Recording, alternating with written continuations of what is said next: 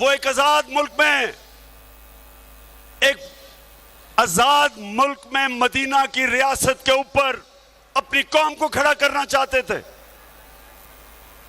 और वो एक नबी सल्लल्लाहु अलैहि वसल्लम के उनके फरमान पे, उनकी सुन्नत पे हमें कौम बनाना चाहते थे जिधर सबसे पहले इंसाफ हो, अदल हो, कानून की हुक्मरानी हो, कानून के सामने सब एक बराबर हो, ताकतवर और कमजोर के लिए एक ही कानून हो।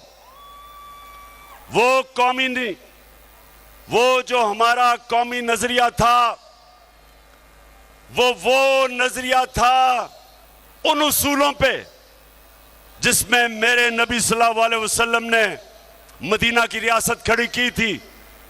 अदल और इंसाफ, इंसानियत, फलाई रियासत, जिधर एक रियासत अपने कमजोर तबके उठाए, अपनी पॉलिसीज बनाए जिसमें गरीबों को गुर्बत से निकाले, जो आज चाइना कर रहा है।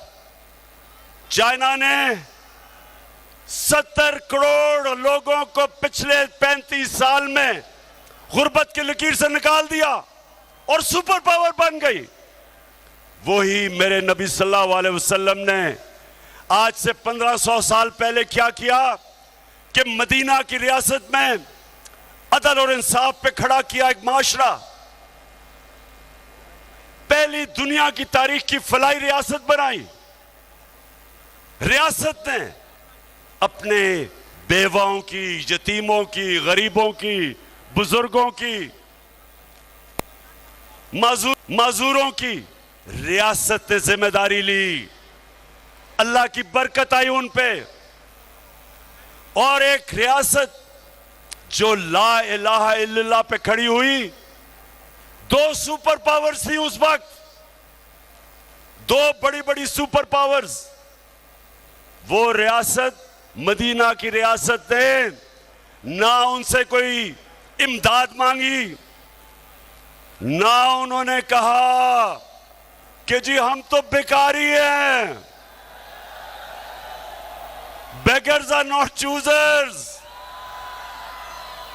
उन्होंने नहीं कहा, बल्कि मेरे नबी सल्लल्लाहु अलैहि वसल्लम ने